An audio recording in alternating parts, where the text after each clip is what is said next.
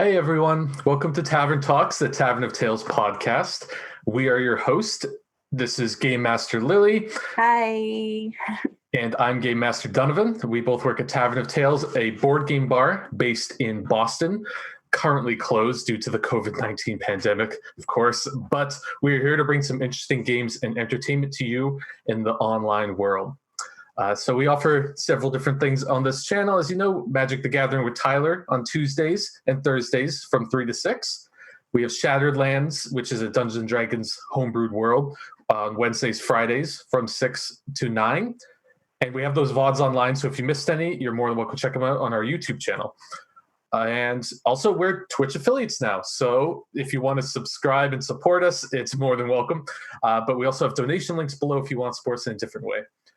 And Tavern Talks. So on Tuesdays and Saturdays, we are running Tavern Talks, and we're going to be talking about different interesting board games as well as Dungeons and Dragons, the Eberron campaign that we run with Tavern of Tales. So today, on Tuesdays, we're going to be talking about interesting tabletop role-playing games, board games, any type of games.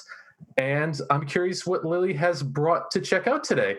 Oh boy, this is another Lily-centric love of mine. I'm bringing you guys Moonpunk. I know you guys can't tell from my very feminine decorations right now, but I am a punk. I am a big punk. I'm a nonconformist, and anything punk instantly draws my attention. So when I learned about Moonpunk, where you get to be punks on the moon, and essentially start a revolution and fight oppressive authorities and fascists on the moon. So it's a whole setting that's really, really interesting. We'll get into it. I'll be able to explain kind of like what Moonpunk even is, what the setting's like, the style of the game. If Nick could actually show me the title card of Moonpunk here. This was a very small Kickstarter lovingly made by a bunch of indie game developers in this scene. It was made by Alex Sprague and Jessica Geyer. I hope I'm saying their names right, from Wannabe Games. And they also managed to get some of their friends and colleagues who are also game developers and writers for games to write modules for them. What Moonpunk is a game about fighting back against an oppressive regime. It is a narrative tabletop RPG, similar to kind of like to how last week's was. So it doesn't quite have as many rules as Dungeons and Dragons, but it does have its own mechanics. I guess you can bring it back to the title card. I want to show my Donovan and mine's beautiful face. This game is kind of it was inspired by games similar to it, like Powered by the Apocalypse and Monster of the Week, which is a very, very particular type of narrative RPG that has a set standard of mechanics that made by Vincent Baker and Maggie Baker, I believe, Powered by the Apocalypse. I'm hoping I'm saying their names right. But essentially, people have taken Powered by the Apocalypse and refleshed it, reflavored it into games like Moonpunk, Monster of the Week, and Tales from the Loop, actually, that we played is kind of like, it's different, but it has the same idea. So, Powered by the Apocalypse is a game that uses D6s. And in this standard, all games like it generally, with very small changes, you'll take 2 D6s and you'll roll them. And you'll add those up. So say you got a 2 and a 3, you rolled a 5. Then you would add your stats for your character sheet and stuff like that. And any tags and modifiers that you have that are part of the action that you're doing. And you then take that score of the rolled dice and everything added to it and see if you've either failed, had a partial success, or a full success. Or later down the line, if you're doing a long campaign, have a radical success. Is radical success unique to Moonpunk? It is. it's something that is unique to Moonpunk. A radical success when you go down the line, that's usually something that you have to buy into with your experience when you level up. So it's essentially one of those things where it makes it easier for you to do your actions as you play the game more, just like level progression in a D&D game. You have that here as well. But before I get into that, before I get into the finer mechanics of, how Powered by the Apocalypse kind of game works and the Moonpunk specific character rules and mechanics, I'd like to talk more about the setting. I love the moon. I'm very excited to hear about being a radical on the moon. This sounds intense. Have you ever been on the moon before, Donovan? I haven't, but I'm a young man. We'll figure it out someday. Any dreams of grandeur? I kind of had like a short stint for a week where I wanted to be an astronaut. I'm more of like the Jules Verne type where I want to be shot in like a big bullet into the moon and then, figure out my way from there. So none of that big helmet stuff, I just want to breathe on it. But we'll figure that out, like I said, long life. All right, so I'm going to read the first 4 pages, just really quick. It's of the Moonpunk zine. It says, welcoming to the moon. And it really sets up the dichotomy of what is truth and what is false. And that's very important when you're playing as a revolutionary. So starting off, it says, welcome to the moon. Congratulations on becoming a permanent resident of the moon colony. On behalf of the Lunar Authority, we welcome you and wish you to the greatest success. The moon has always been a land of immigrants. Lunar Authority values and emphasizes the effort immigrants have made to enrich and enlighten the quality of life on the moon.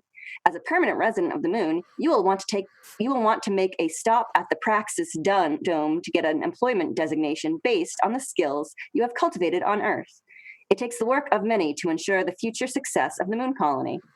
At the Customs Zone, you may also receive a housing assignment. Getting your feet on the ground. Things are a bit different here on the moon, as you have probably already noticed.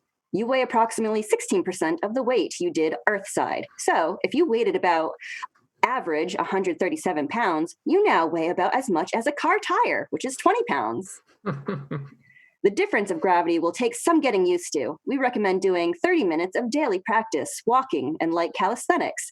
You should refrain from jumping until you're comfortable with lunar gravity, as crash landings are a common cause of injury to new immigrants.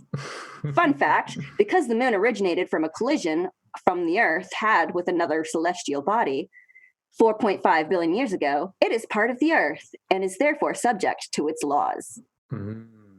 Very cool. Yeah. And then it kind of has another thing where it's we the people, your rights and responsibilities, and then ends with welcome home. It's very, very happy. It's very Hallmark.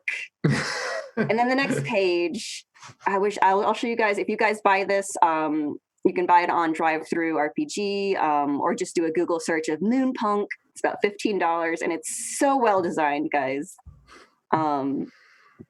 But the next page is a crumpled up version that says, hey, new mooner, this is what the moon is really like. Welcome to the resistance and never trust the authority. What life is really like on the moon. The moon is the most efficient prison labor facility of all time. The resources taken from the moon funnel more power and money to the rich and influential both here and on the Earth. Meanwhile, the working class is kept in debt to those that control the resources. We proposed that if we work hard, we can succeed. But that's a lie. The system is built to fight against us. When we speak out and push back, the authority tightens its grip. So we have started digging out small enclaves of power and eventually control our own destiny. You need to as well.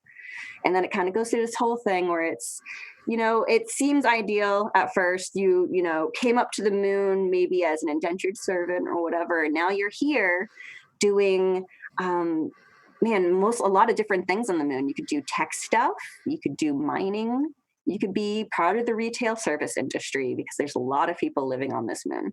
I have a question. Is that yes. Related to your backstory, or do you actually do stuff like that in the game? Like, is it specifically tied to just backstory? Again, this is something that's really vague. This is just kind of setting up the setting for, okay, now imagine you're making a colony on the moon now. There's no air.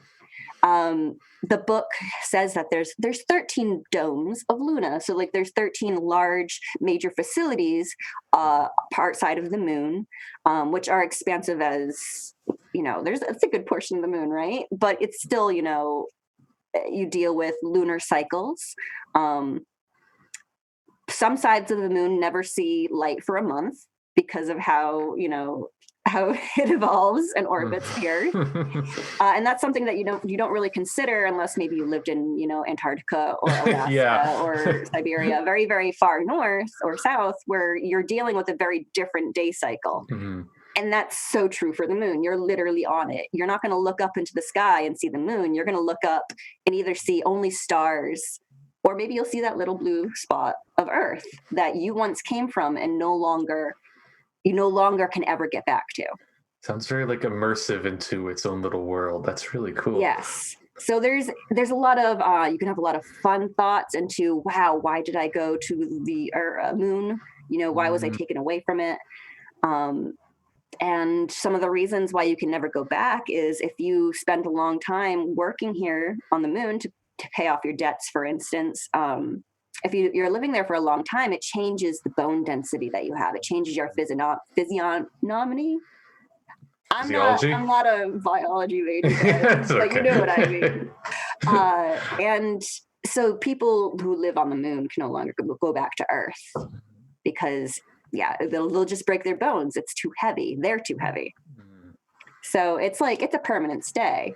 Yeah. And I think that's super important because it's something that you consider when you're talking to real life, like, oh, why don't you just move if you don't like it? Well, you can't move away from the moon. It definitely sets up that, like you said, the revolutionary aspects of the game. Like, there's nowhere to go. So what do? You have to fight. That's interesting. Huh. I like that. You can't just go home. Very cool. It sets up some of the conflicts for you inherently, the more you think about it. And it's, it kind of just makes people like imagine. And that's a great thing about this game.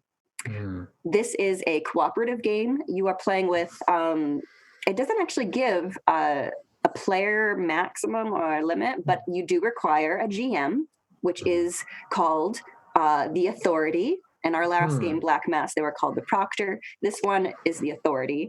And you are playing with punks as your players. I recommend, if you're a new player, 3 to 4, because that gives you enough time to kind of go through all the roles, talk about the game for any new players. And if you plan on doing just a one shot, really easy to pop into. But if you're doing a long campaign, then you can really keep, mindful of what every character's backstory is. I think that's 3 or 4 is a magic number. But if you're a talented DM, by all means, do more. Yeah, why stop, right? Very cool. So can you tell me a bit more about Powered by the Apocalypse? Yes. Because I'm not super familiar with that system. I've heard of it, but... going into the mechanics of Powered by the Apocalypse and the Moonpunk game. So I had told you before that you roll 2d6 whenever you are making a move. Again, this is a game that the Authority is the DM. They are playing as the antagonist, but they're also working to create the story, which is why, you always know as a DM, if you're a good DM, that there's a way for your players to succeed. You want them to, but you want them to struggle. Of course. So these rolls, using these dice, is super important because this is how players essentially make the decisions, what powers that they have, and channel their character into their direct action, into fighting these regimes. So you roll the 2d6, and you'll select stats and tags, and a full success is just a 10 or higher. That means you get to do and describe the action that you do. So, for instance, say that you are playing as a techie and you needed to repair a drill drone. The drone is malfunctioning. The energy is not going the right way. You would roll a brains tech move, and add any stats and tags. And if you got higher than 10, you would then describe how it might actually run even better because of your repairs to it.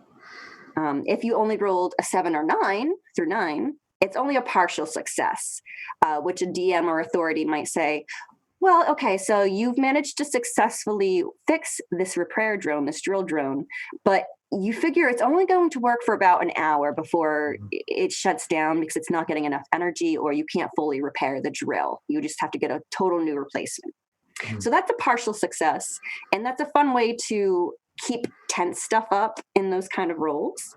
And then you'll have failures, which are rolls between 1 and 6, which those they do become experience for the player. If you ever fail, you immediately get 1 experience point in your character sheet that you can add up later down the line. That's cool. And the authority gets to plan a hard move against you. Hard moves are essentially when a character misses a roll, like I said, with a 1 through 6, it becomes a really tough obstacle or consequence for the failure. So again, if the techie fails to fix this strobe, it not only becomes maybe it doesn't become workable at all. It might also mean that a harm, like 1 hit point, is taken away. Each player has 7 hit points, 7 harm points that you can take before you die. And you have ways to get them back.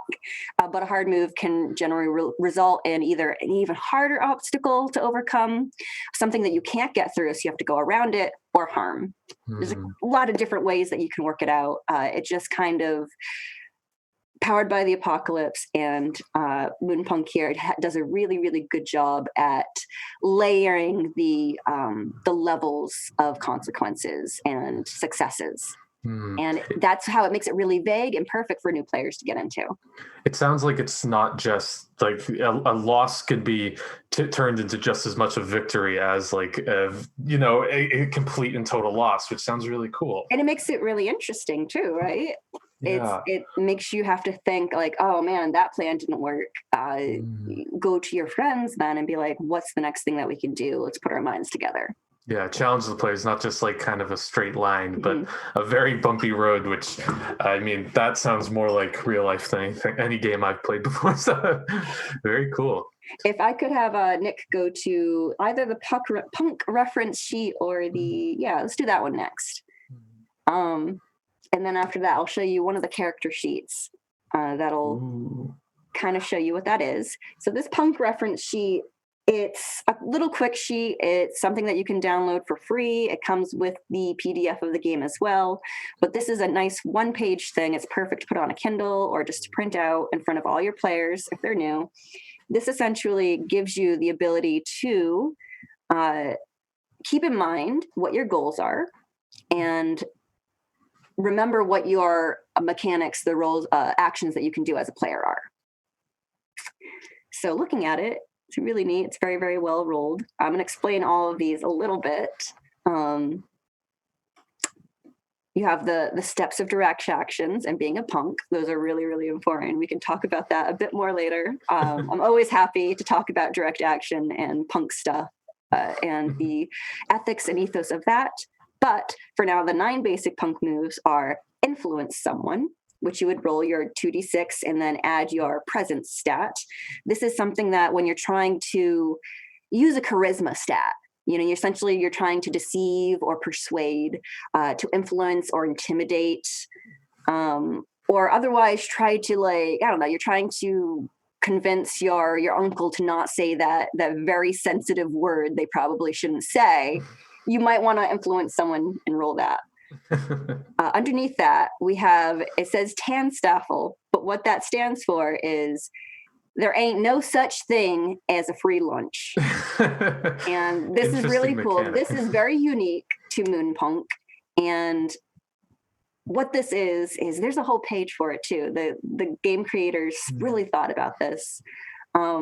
Moon civilians do not have much in the way of luxury, be it goods or time. So they don't expect someone to help out just because. And just to insinuate it is insulting.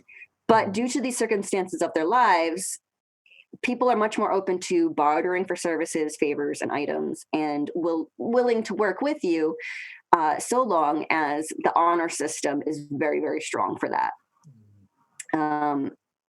that's how there's ain't no such thing as a free lunch has evolved.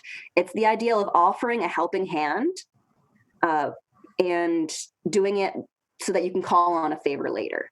And it's really, really cool. There's different layers to it. There's like minor, where it's like it's a simple task. It might be a small threat or putting your reputation on the line or something like that. So you would ask a person to be like, "Hey, could you talk to your boss for me to see if maybe you can find me a job? Because I heard that they were hiring." That might be a minor favor that you would be able to pay back down the line when they call it in. Even the most minor, you're going to have to pay back at some point. Like, yes. No free lunch. Cool. Okay. And on the character sheets, there's a whole section for these as well, because these are bonds, these are commitments in the game. You can do them with other players, you can do them with NPCs, you could do them with villains. There's anything. Then there's major, which is like it's a complicated task. It might take a lot of assets. Like, oh man, hey, I need that lunar rover. Can you think you can like give that to me? And also some gas. That might be a major thing, especially because maybe you don't have access to transportation on the moon.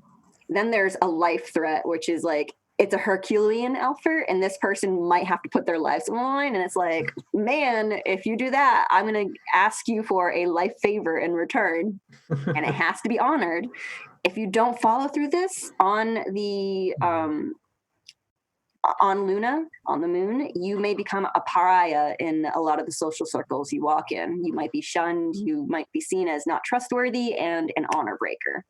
Cool. And so the authority can kind of play with that and like punish you for not honoring your deals with people in previous interactions. Yeah, the authority as game master can really do that, especially, and if it becomes that you have a kind of situation with someone that abuses their power, they become a villain, they become part of the authority, that can be something that's really dangerous too.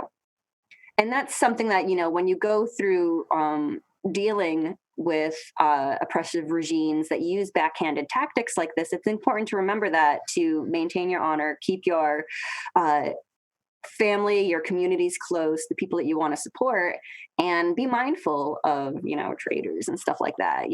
Be careful of people trying to sneak in and disrupt.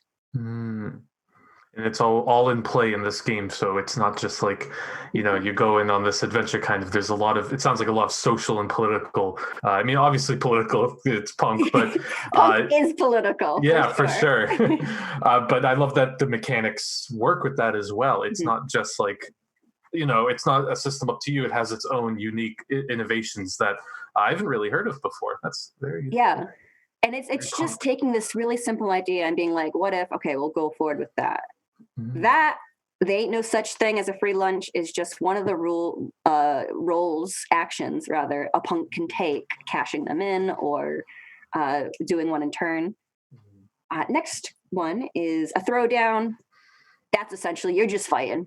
You need to like defend someone who's in danger, or you want to it's a throwdown. That rolls bones. Bones are a physical aspect. Protect someone, that is the opposite end. That's defend someone when it's time to fight, time to throw down. But it's specifically trying to harm you or them. Those kind of interchangeable. If you say one or the other, if you think one is higher than the other, then the GM, the authority, will usually let you roll the higher one. Then you have read the room, which is smarts, added to your 2d6. That is for when you need to survey a situation, look at the assets that you have, start planning ahead. If you find that you have high smarts, but you're not sure what to do, you can ask the authority to say, hey, using all the smarts that my character has, but I don't have, what do you suggest the next move might be? That's a great kind of like insight, intelligence trick that DMs do in D&D. I think that's great for this one here. And I like just the names it's not just insight or intelligence. It has that very kind of like, punk rock, I guess, like his way of thinking about like, it's super duper flavored. So flavored. Anyway, sorry, the next one. No, it's okay. I'm so sorry. Like, I know I keep talking because there's so much to this game, guys. And I don't know if I can get through all of it in an hour. You're doing great. The next one is use tech. That's kind of the example that I had used before. If you need to hack something or fix a drone or to understand how something works, you would roll that. Think fast is an action. You roll your cool. Cool is a composure kind of stat ability. Essentially, coolness is how you maintain your composure, your thoughts, being able to think on your feet. This is for when you need to work instinctively, or you're running and you need to find an alleyway. It's kind of like, it's a little bit of a deus ex machina, I guess. The GM will work with you to be like, oh, you rolled a really successful think fast roll. I'm going to create how you manage to outwit your obstacle, your authority chasing you down. You have act casual, which is when you're trying to pull off shady stuff unnoticed and stuff like that. That's your sneak, your general sneak. You belong here. And then help out is the unique. You roll it, and it's any type of associated stat. This is for when you're helping your other players to assist another crew member on a task. Like, for instance, maybe you're helping the techie or the lab scientist with some of their work, but you're not particularly smart. So what you can do is you can roll maybe gathering supplies with your bones or running back and forth for things. Like, that's how something you could potentially help out. It's very, very broad. Anything can work. The DM wants to create this story with you. It all sounds very open-ended and broad, so there's a lot of room for your own imagination. Mm-hmm. Okay, cool. So that was the punk reference sheet. If I could have Nick go to the next page, which is the Duster character sheet. This is the quick start one, I believe. There's some really cool art and playbacks for these. When you play this game and you have a very prepared DM and they've printed it out for you, usually it'll be a front and back page. For now, for ease of showing this to you guys online, here's just the Duster. The Duster is one of the player characters here. They are essentially, they work outside the dome. They're kind of like janitors. Because there's a lot of moon dust. There's a lot of things that can get into electronics, and they're a very necessary and essential worker on the moon. They also have to handle, because they're constantly going out into the cold and space and stuff like that, and breathing their tanks and stuff like that. Man, I've never been an astronaut before. Can you even imagine? I feel like, that would be a pretty tough job. And if I wasn't being treated right, I think I might join the punks for sure. So dusters are essentially janitor punks. You have on the left there, you have bones, cools, smarts, and presence. When you tag one of those in your character creation, those are the ones that you'll add to. You'll calculate everything there. We're not going to go through a character creation on the game today because that's really complicated. It takes some time. Perhaps if we play this game, we'll be able to do that as a stream thing. Underneath that, there's the no free lunch thing, and you have Ode and O, as I said. Very, very interesting. You can write down someone's name, maybe what it was.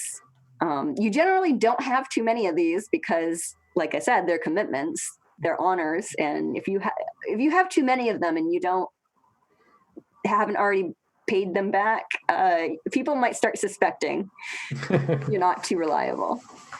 Underneath that, you have the 7 harm points. You have, again, 7 points that you can get before you die.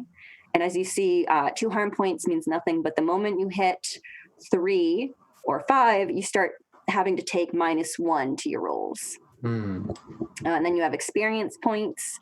I think 1, 2, 3, 4, 5, 6, 7. That's how you'll level up and stuff like that. And unique abilities that each character has. Under pressure is the Duster unique ability. Each character has their own. For this one, they have a pressure suit. Because they work outside the dome, it is most dangerous. It's the most dangerous job on Luna. And it comes with pride and a personalized pressure suit that allows them to go in unatmosphered areas. They don't take any negatives to working in a pea suit. That's cool. So yeah, you're like, it's very, very, they've become dexterous and know how to use it. But otherwise, pressure suits are, they're cumbersome. People aren't trained to work in them. So generally, when you would wear that, it would become a difficult kind of thing, with the exception of a duster. Cool. So other players can wear them, but dusters don't have disadvantage with it.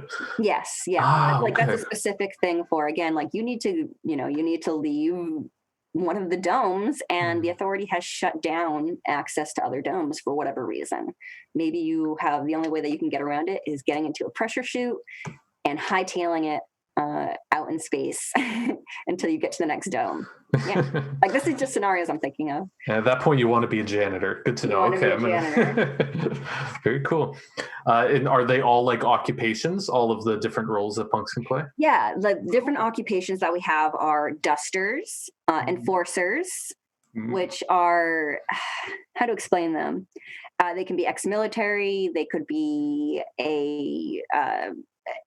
I guess they're kind of like cops, but they're kind of not.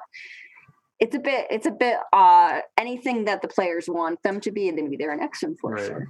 Right. You have guildies. Guildies are people that are part of guilds that are craftsmen. Their special ability is essentially union members. So they're like somebody who's the international workers of the world, but on the moon. So international workers of the moon. There we go. You have them. You have lab coats, which are scientists. They can be like do it yourself. They could be mad scientists who are just doing it in their backyard, or they could be like an actual scientist employed by the moon. You could have mutants. Mutant is just someone who has special abilities. That's cool. So are mutants like, I mean, because when you have like scientist, janitor, police officer, and then you have mutant, what, like, I feel like that could fit in with those other roles. It's not quite a job. So what is that one very different? I'm like, well, there's multitudes of people on Earth too. Not everybody is a janitor. Some people, there are demographics of people that can't find work. For instance, I believe mutant is one of those people, and they're taking that kind of, I think they're playing off of the X-Men aspect as well. If you know anything about comics and the X-Men comics, a lot of what their creation was about was essentially being this other in the universe that the Marvel X-Men created. And mutants in this as well are essentially the same. One of the things is that their mutation is from the inherent dangers of living in space, maybe from lunar radiation or solar radiation. So some people are born with mutations like a naturally colored skin or growth of fur or extra appendages. It can manifest in any physical manner, outwardly noticeable or not, but it's just something that's noticeable. So it's a physical characteristic of somebody that will mark them as a mutant. It's kind of like these are the person that are the marginalized, for instance. They're inherently othered because of their mutation, or are not able to find a work, or maybe they are. That's something that struggle a player who chooses this role can like really look into. It's very fascinating. You have new mooners. New mooners are the new immigrants to the moon. You can have a background for that. You have the choice of old timer, someone who has lived and worked on the moon forever, and has seen everything. They've seen revolutions before on the moon. They've seen them be squashed. They've seen the hardships. You could play as a pilot. Just a spaceship pilot, man. There's really nothing greater. What more do you need? I'm sold. You could play as a politician. That's one of the options for this. You could play as a rocker or an artist, the underground, essentially. Techie, again, is one of the options. That's one that I will always go to. And then there's vendor, which is one of the people that is able to give out stuff, and they are still trying to be a punk, but they're doing so within the capitalistic system that they have, which I always thought was really interesting. So if you know anything about leftist ideology or philosophy and stuff like that, what punk ethos can be like, you're noticing that some of these roles are inherently, they're kind of contradictory to some of the ethos of what punk is. So it's kind of interesting to have those players be created by and played by the players, your punks, and seeing where they're going to take it. It gives that kind of, it's like a political toy box in a way. Yeah. That you can explore. Huh. Every single character role has its own inherent struggle that they're going to play with, their own abilities and stuff that they can put forward, but also things that will direct a new player. Hey, think about this. This might be your objective or something that you want to achieve. And each player can also choose from it too. Again, that's something from Powered by the Apocalypse, where you just kind of like, hey, pick certain things and that's your character. It's really easy for startup. It's not super constrained to like all the different categories and stuff. It allows you that freedom to kind of explore. Is that kind of what you're saying? Thank you, Nick. So that's like, these are some of the characters. And as you're going through and making this narrative with your players as the authority or as a punk, you're going to be working together, tackling these oppressive regimes, trying to go forward and essentially achieve a couple of different things. And you'll do that through, in the book, they have a looter's guide to direct action. And it's really interesting. These are things that you can do in your own life to help support your local communities too. This has it right in the book. But here you can do it with fun on the moon. Fun. I love that. Direct action, political movements in real life, and you can also do it fun on the moon. You can do it fun on the moon. What more could you want? Yeah. It starts out with, has the 4 steps, which are disseminate the truth. Step 2 is mobilization and recruitment. Step 3 is destroy the systems of oppression. And step 4 is take back our world. So those, when they get broken down further into the book, are essentially making sure that you can stop the spreading of lies and misinformation, so that people who will take advantage of that, these oppressive regimes that use that as a means to take control. If you find a way, as one of your objectives as a punk is to stop that, either to correct the information and put the truth out there, or to stop the misinformation from being spread. Mobilization and recruitment is a great way to try to get other people on your side, to like educate the other Moonies, to be like, hey, so you remember when the administration said that they were changing the air vents last week? Well, they haven't actually been doing that, and that's really bad for the air, and that's why people are getting sick. And educating those people, and then having those people make a fuss and say, no, we don't want to be sick. You guys have the money to change the vents. Do that with the solidarity that you guys form together. So.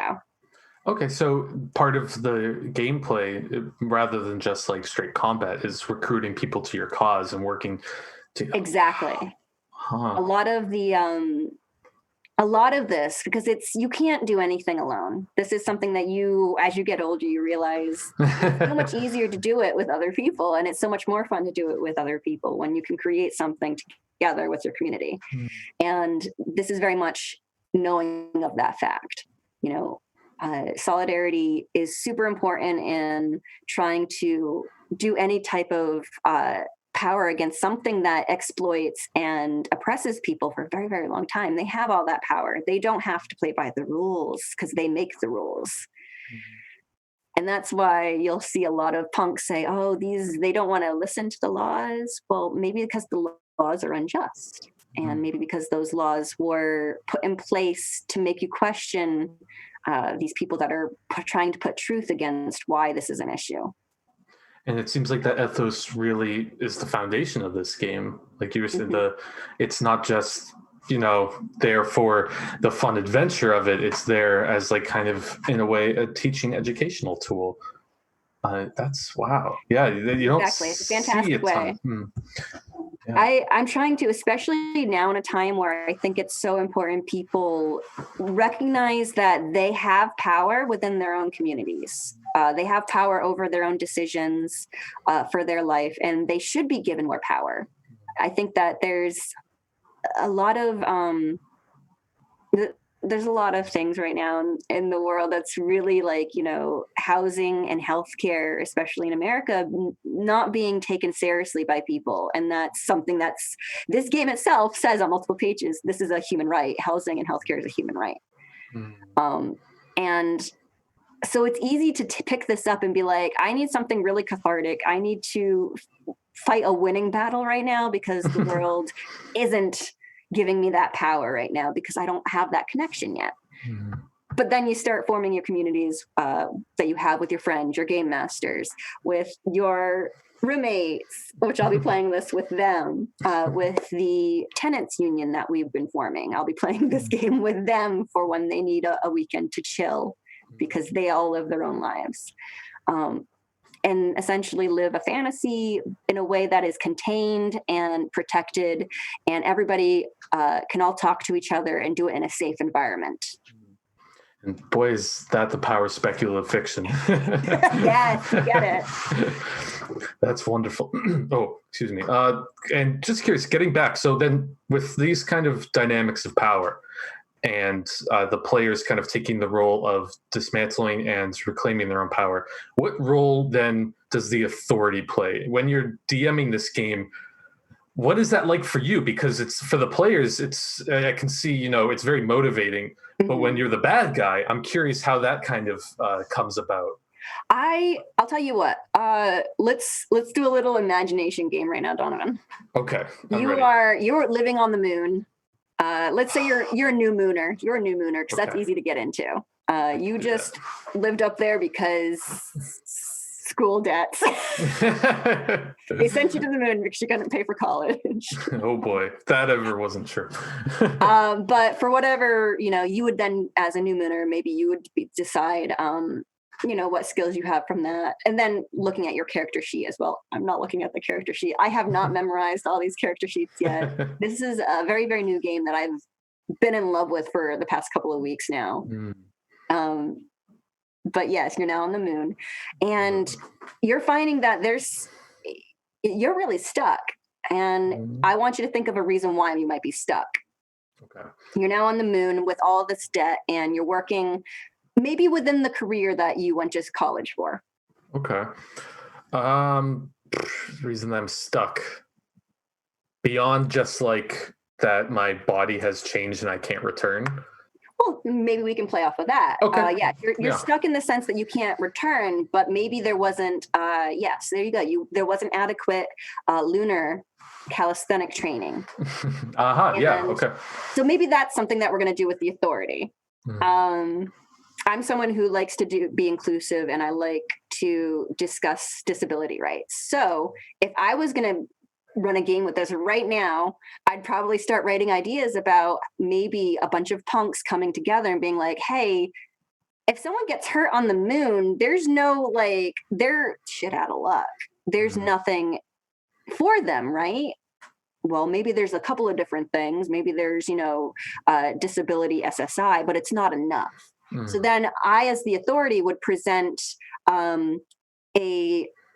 perhaps an administrative force that wants to get rid of that disability accessibility that's in place.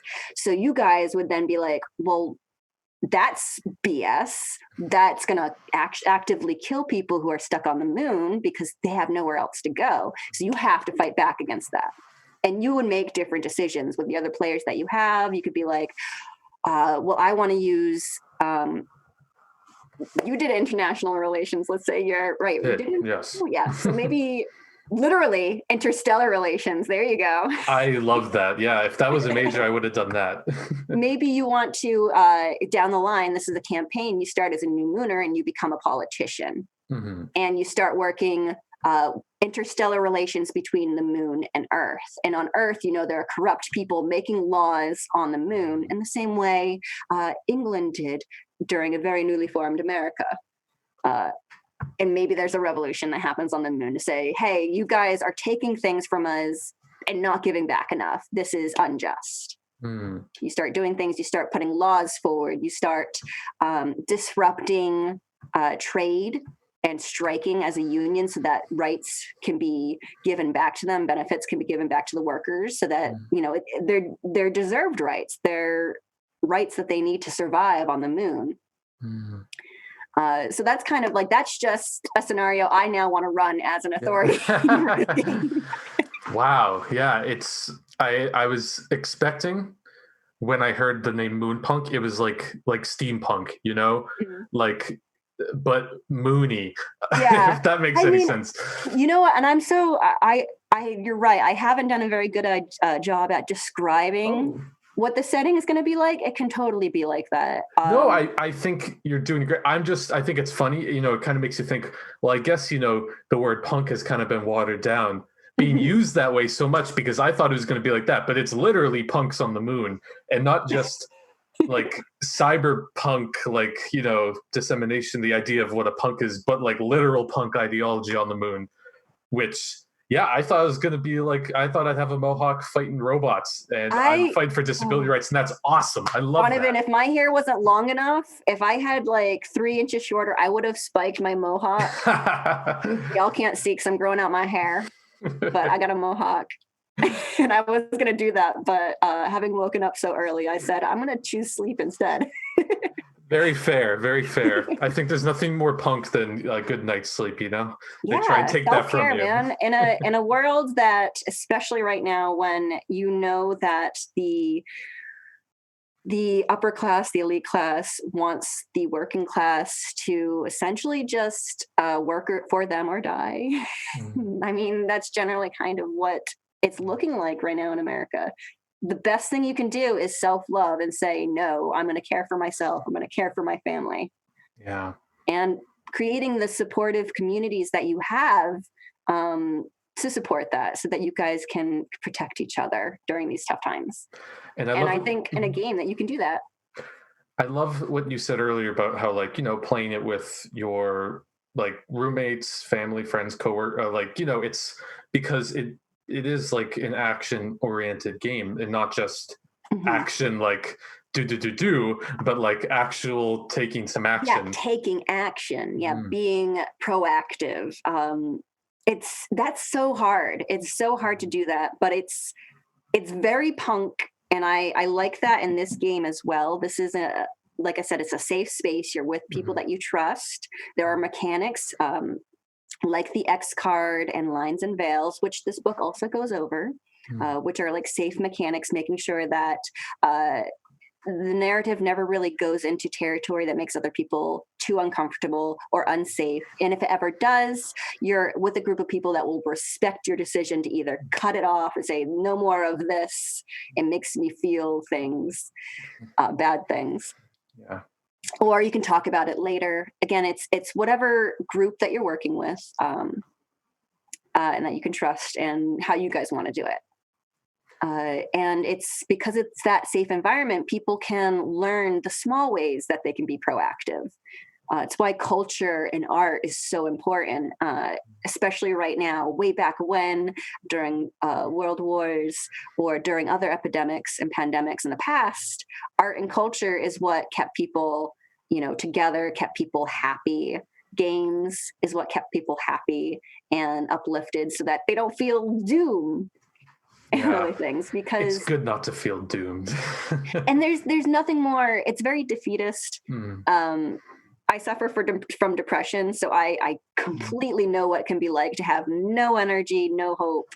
But that's not true. There's always some power that you have. It's just a matter of, have you figured out what your action, what your next move, what your next free will action is going to be. And I love sci-fi fantasy, like for that reason. It's motivating. It's not just like an empty idealism. I think when people call sci-fi or fantasy escapist, it's more of an accusation than like a genuine criticism. It's not, right? Like, you're talking about stuff like this, like you need that kind of stuff. You need the speculative things to help your mind wander so that you can improve and make the world a better place. change is important. Change is good. Change is an act of life. And I think, following what your thought is for this, I totally agree. Speculative fiction, speculative science fiction is very good at asking those questions and presenting ideas, I would say generally fairly seriously. I mean, I've seen some Asimov. I've read some Asimov. There's some really serious fiction in there, science fiction, and they are human questions. Just because it's fantasy, just because it's fake and it's fiction, doesn't mean that it isn't.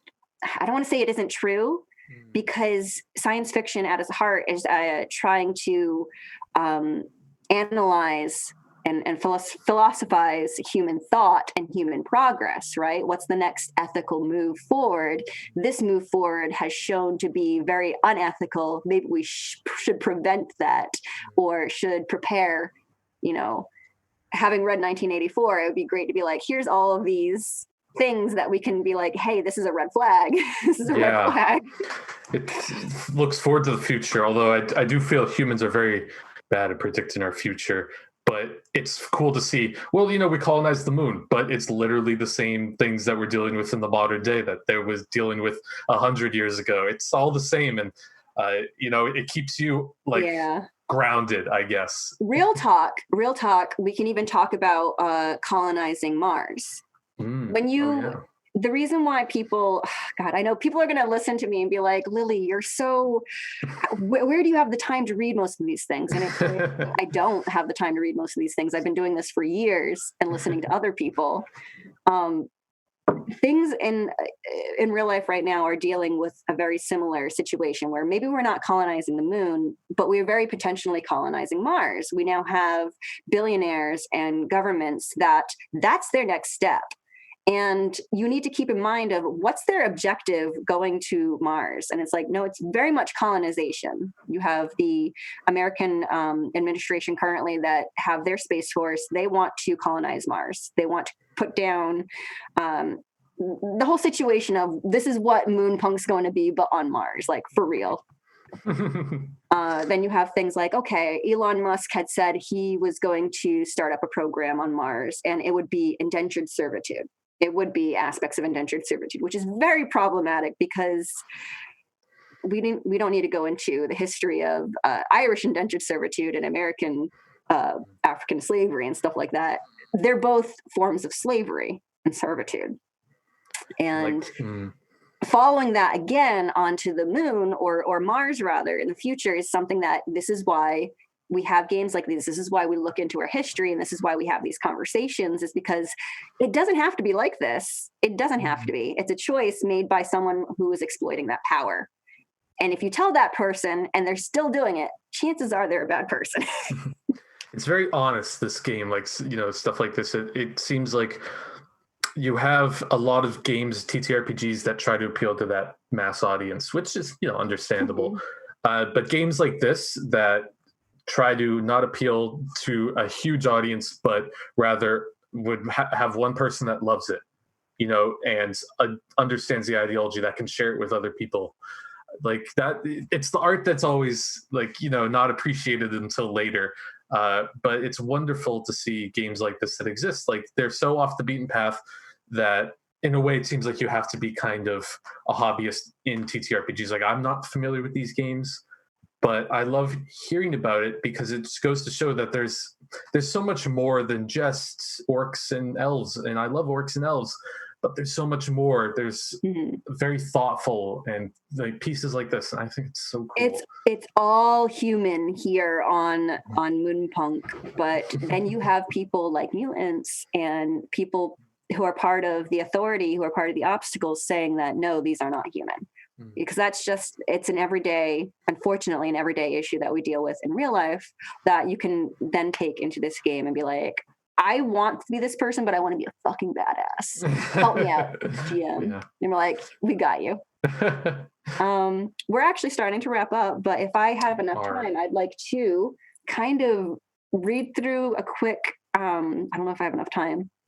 Go for it. Modules that were created for this game. The Kickstarter managed to get enough people to have a bunch of writers. So I've chosen this module called Theater of the Oppressed, Theater of the Oppressed by Ennis Rookbash. Sorry if I said your name wrong, Dennis. They're awesome. They're one of the acquaintances I've made recently that I didn't know actually managed to write for this game until I said I was talking about it. They're super cool. They are a person who is very good at the finer, intimate machinations of two individuals talking to each other. So I love to role play with them, and they do that very well because of their theater background. And I look forward to perhaps running this module. This is the theater itself is not revolutionary. It is a rehearsal for revolution. And this is a quote by Augusto Boal. In a dome where all art passes through an all-powerful censor before it's allowed to be shared with the public, your punks are associated with a community theater and an independent art press. Can they protect artists' free speech from the oppressor? So like 2 sentences right there, you're setting up the mechanics of, hey, we're going to create art as punks now. And you're going to be going against the obstacle of an administration or a committee that you have to submit this work to that then looks through it, says what you can or cannot do, and then there may be ramifications because of that.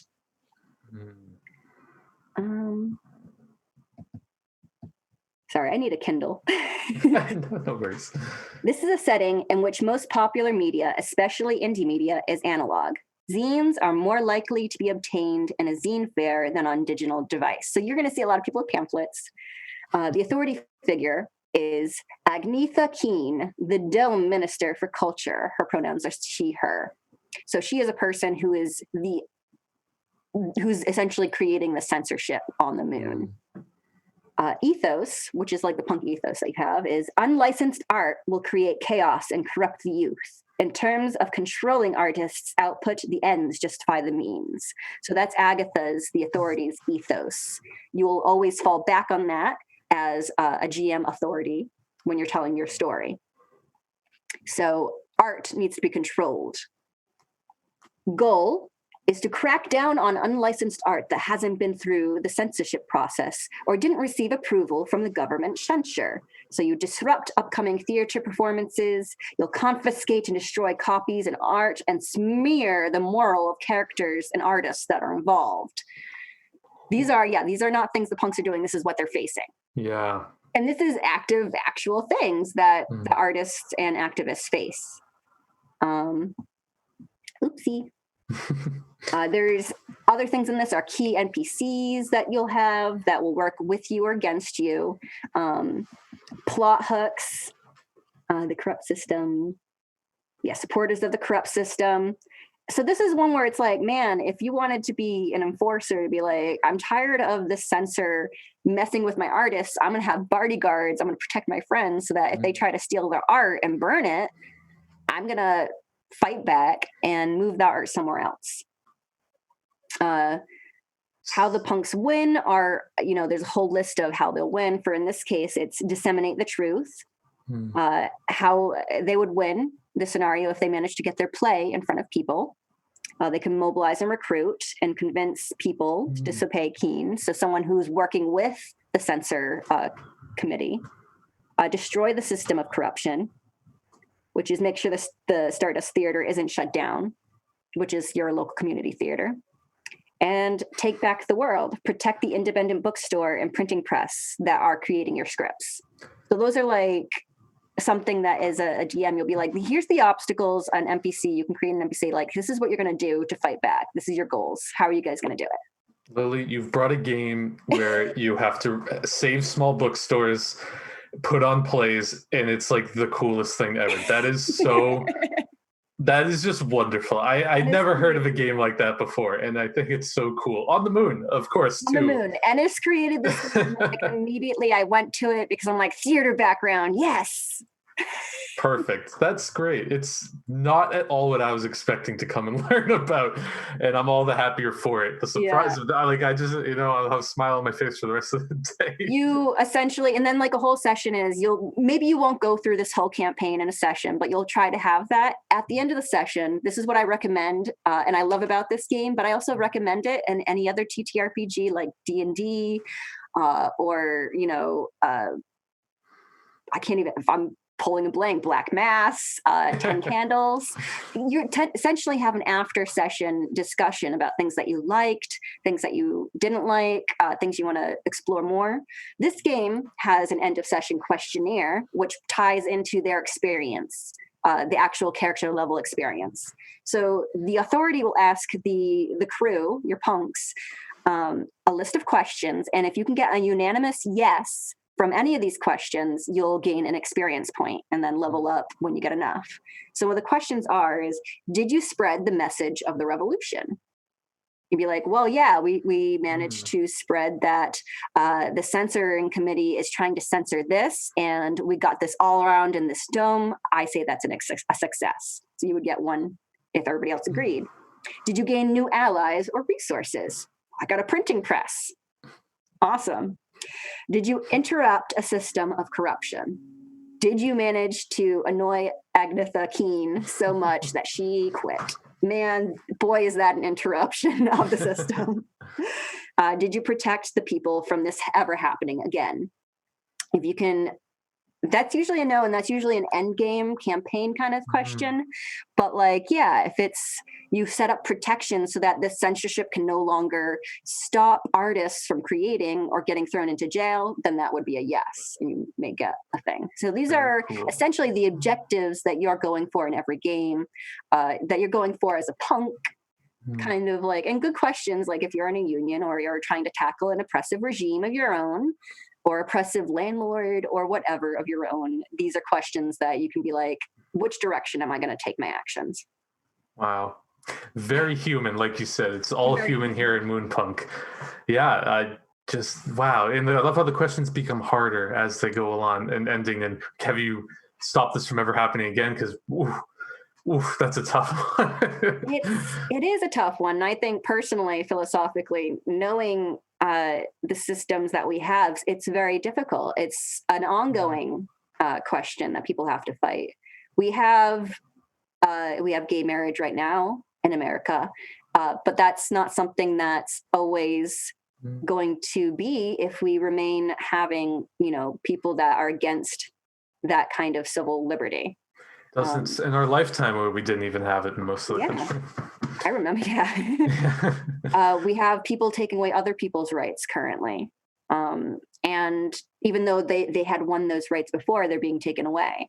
And that's something that you have to remember that change is always happening. Change is usually always good, but you have to be on top of change and being mindful that it's not exploiting marginalized or other people, because sometimes that change can be against them. So what kind of change is happening? Yeah, that is, wow. Very cool, Lily. I'm so glad you brought this. There's so many cool things. Something I didn't manage to read too much on is I believe there's a tribe on the moon as well. I don't know if it's kind of like, I think it's basing off of like of native tribes in the world as well, Aboriginal, and doing that on the moon, I guess, in a sense. But I have to explore that a little bit more. But I think it's really interesting they did that because, again, that's another thing to be mindful of. That's so cool. It seems like we kind of have to wrap up at this point. Do you have any final thoughts and stuff too? Because wow, it's a lot. I really hope that I managed to interest you guys in this game. There's so much cool stuff. Please check it out. It's on drivethroughrpg.com by Wannabe Games. You can look up Moonpunk. That's one word on Google. The PDF is, I think, about $15, but it's definitely worth getting. It's like 104 pages of really well-designed PDF and really great pictures, which I didn't manage to show you. And it's something that I find with TTRPGs is that can be a little bit confusing in the breakdown. This is very, very well designed for that. I think that you, after some reading it for a good long weekend and understanding what you want to do, and if you have a good leftist practice as well already inherent in your ideas, you can immediately put that right into the story play as well. It's easy enough to fit into. Please check it out, guys. It's really awesome. Support indie board game devs or TTRPG devs, any kind. Wonderful. Well, that I guess concludes episode 3 of Tavern Talks. So yeah, just to remind people, we run Dungeons and Dragons campaign in our Discord. There's a link below. So we run that 3 times a week, and you can jump in. We just started season 2 today, so it's a great time to get started. We are going on a bunch of new explorations and adventures with our game masters, so look forward to that. Also, just a reminder that on this channel, Tuesdays, Thursdays, 3 to 6, we have Tyler playing Magic the Gathering. Tyler, they've got great music, great interesting gameplay. Check them out. Ask the weird questions. Yes. And we also have Shattered Lands Wednesdays, Fridays, which Lily participates in. That is a homebrewed campaign with several of the game masters. And again, VODs are on YouTube. You can check them out. You can donate below, subscribe above. Anything else they're out there? We'll be doing this again, our Tavern Talks on Tuesday. We'll be talking about probably your session and experience as a DM. I'm looking forward to that. I'm nervous. That's my first one, but and next Saturday we'll have a new game. I have ideas just in case you don't have ideas. Oh, I've got ideas. In the off chance we're too busy, we might also have one of our DMs from D&D come in and bring forward one of their favorite TTRPG or board games as well. Awesome. All right. Thank you so much for tuning in, guys. See you on Tuesday. Today's Saturday. Today's Saturday. Thanks for coming, guys. Thanks for coming.